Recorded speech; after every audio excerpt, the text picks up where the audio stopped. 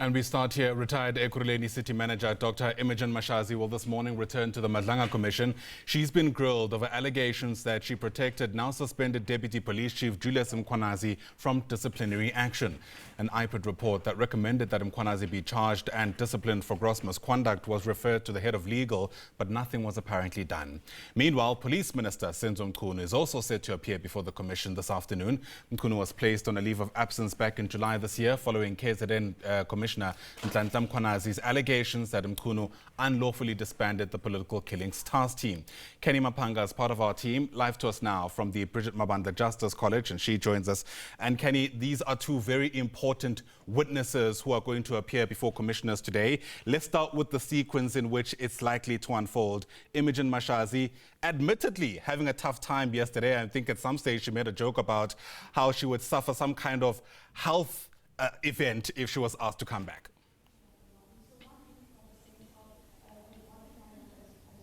Indeed. Good morning to you, Ayanda, and to the viewers at home. It continues to be a big week for the Madlanga Commission as it wraps up its final week of hearings in the first half, with implicated persons appearing on the witness stand. Of course, Dr. Imogen Mashazi, we hear she is in the vicinity of this building and appears to be in good health, Ayanda, as you ask, and will continue with that testimony which zooms into her role as an accounting officer in the face of gross allegations of criminality under the alleged parallel structure of the now suspended acting EMPD chief, that is Brigadier Julius Mkhwanazi, who Mashazi is alleged to have created quite the shield for, and further allegedly victimized any other staff officials that attempted to challenge this alleged criminality. Now, this will be the second day that she'll be proceeding from her evidence, 9:30 a.m., and I sense that she has about 5 more questions that she has to answer to in respect of these allegations. But we all know the nation is waiting patiently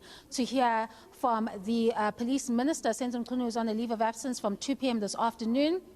Quite a number of allegations that he will have to answer to, because remember, Ayanda, he essentially is at the center or at the heart of this particular probe, because it is his disbandment decision, his quick disbandment decision, that allegedly triggered that May briefing, or rather that July briefing of Lieutenant General Mkhwanazi, and then subsequently led to the inquiry that we're seeing today. Quite a number of issues that he needs to answer to, particularly the starting point being the PKTT disbandment that was taken without any consultation, we're hearing, solely by the minister and in a hurried fashion. So without consultation, without actually speaking to the key team members in that particular decision, and of course taking that decision without any of the relevant powers in the legislation to do so. Now, I've stated earlier, Yanda, that a lot of the evidence that he has to speak to can't be disputed. For example, if we're saying that in the legislation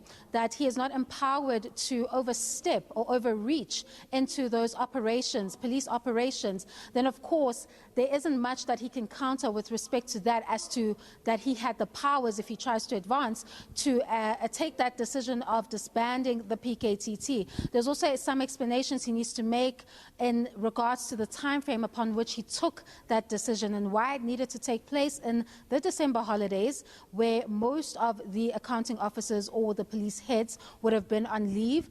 And of course, the subsequent decisions that would have followed, such as the directive to move those dockets from KZN to the Pretoria headquarters. Quite a number of questions that Senzo Mchunu will have to answer, and of course some bringing in those alleged criminal syndicates, and whether or not he was attempting to shield those syndicates that PKTT was advancing on, as it was a support structure for counterintelligence that had just done a raid at Vusimuzi Kat Matlala's residence, and then of course had conducted an operation takedown of Katiso KT Molefe at the time of its disbandment. A lot of questions for Mchunu, and of course the nation will be watching at 2 p.m. as he begins to give his version of events regarding why that PKTT needed to be disbanded, and of course counter some of those allegations that have been placed at the fore by not only high-ranking SABC officials, but by the legal experts, that in fact he didn't have the powers to do so, and that he directly overstepped into operational matters. All that and more at 2 p.m. this morning. I'm sure it's going to be interesting when Mchunu takes the stand, and of course that gives the Commission an opportunity to provide a prelim report that will give a sense of the kind of problem, if any, that South Africa is facing in respect of these allegations of alleged infiltration by the criminal syndicates into South Africa's criminal justice system. And it will not only be off the vantage point of the complainants in this matter, if we could put it that way, but it will now also include key implicated persons in very serious allegations that can help shape the understanding of the kind of work that the Madlanga Commission has been doing so far.